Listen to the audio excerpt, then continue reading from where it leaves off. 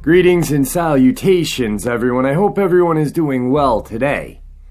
Today I've got an amazing subscriber Dogman encounter to share with you, along with two from California. Before we get into these encounters, I've got a couple links I'd like to share as well. As you know, I rely on my Patreon, my PayPal, and my merch to help this channel to continue to grow and go. Those links are in the description below. I also have a second channel for creepypasta, fan fiction, and scary voice acting. Stories that don't fit on this channel. Now, if that's anything that you're into, feel free to follow that link below and give them a listen. You may just like what you hear. And I just started a GoFundMe page to help raise some money for urban exploration, ghost hunting, and cryptid hunting equipment. So far, I've gotten a SLS cam, a EVP recorder, and a trail cam. Now I want to thank my two subscribers that had donated generously. And once again, this is not a demand. It is a suggestion. You don't have to. And with that, guys, I've taken enough of your time. Let's get on with these Dogman encounters, shall we? Our first encounter of the day comes to us from Loco Nightmare. He's a subscriber of this channel. I have a story to tell you about an encounter that my dad spoke about many years ago. I was born in Chicago but raised in South Texas, a small little town in the Rio Grande Valley. I remember my dad telling me this story, but I wasn't supposed to hear it. This encounter happened in mid-70s when my dad had gotten a job working for a local sugar mill, as it was known back then. There was still sugar cane planted down there, and the mill is still in operation to this day.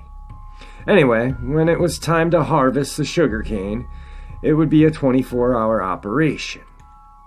There are these huge combine-looking machines that were used. Once they became full, they would go and dump the cane into trucks, which my dad used to drive.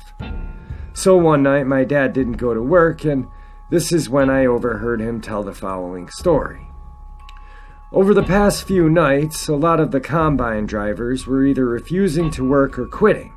Apparently, one night, as one of the combine drivers was working, and all of a sudden, what he thought was a giant wolf came out from between the rows of sugarcane and sneered at him, then ran back into the rows of cane. The man thought it was kind of strange since there isn't any wolves found in far South Texas. Coyotes, yes. Wolves, no. As the man continued to drive his machine, what he saw next made him stop his machine in the tracks. The wolf was there again, but this time it was standing on both its back legs. The man thought it was probably growling at him, but since the machine was on, he really couldn't hear it. But it was definitely pissed off at him, and it was showing his teeth. The man described the beast to be standing at least 7 to 8 feet tall, with what he called the lower body of a man and a head of a dog. The man thought he was seeing the devil himself, and he exclaimed what he saw to the other coworkers, and they just laughed at him, saying he shouldn't be drinking while driving these huge machines. Needless to say, that man quit that night and said he knew what he saw and hoped no one else would see it. Apparently, over the next few nights, other drivers started seeing the same thing, and one of the drivers said it wasn't the devil but a werewolf that everyone was seeing. This went on for about 2 weeks, and just like the sighting started, all of a sudden they stopped. Fast forward to 2016, and this night I was visiting my brother at his house. We were both sitting outside on the tailgate of his truck, and I was on my third beer when I noticed everything went silent. So you get a better idea, my brother lived on the outskirts of town. It was his house, then his neighbor's, and about a half a mile down the road, another neighbor. In between the houses is farmland. At this particular time, the crop that was growing was corn, and it was already to the point of being harvested, so the stalks were real high. Anyway, as I said, I noticed everything was dead silent except for a light wind that was blowing, causing the corn stalks to move. Right then and there, I got the feeling we were being watched. My brother noticed me turning around and looking towards the corn and asked if I saw something. I said no, and then I asked him did he see something. He responded no as well. We both stood there for what seemed like an eternity in silence when I finally told him I couldn't drink out here anymore because it was too quiet for me, and we ended up going inside. That night I couldn't sleep at all and kept hearing this dog bark all night long. Then, time to time, I would hear something walking outside.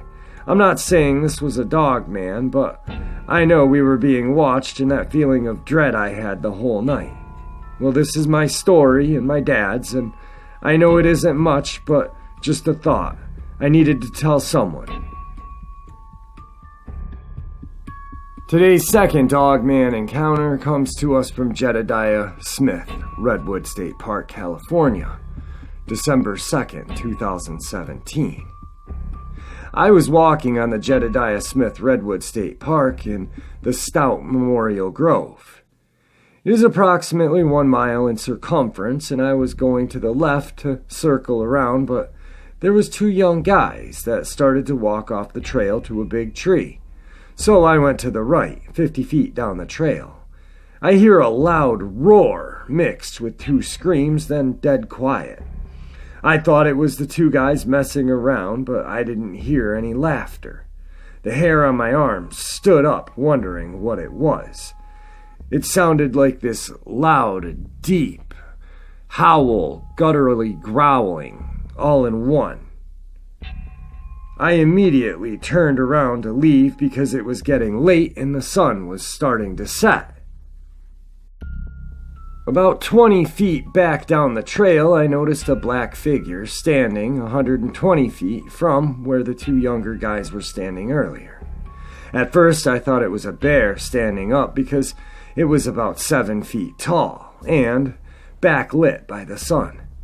The face was partially obscured by a branch, and it was too far away to smell. At first, I didn't see anything, but then I noticed it had a muzzle, and I realized what I was looking at. I then left the trail as fast as I could. Today's third and final Dogman encounter comes to us from Sacramento County, California, 1953.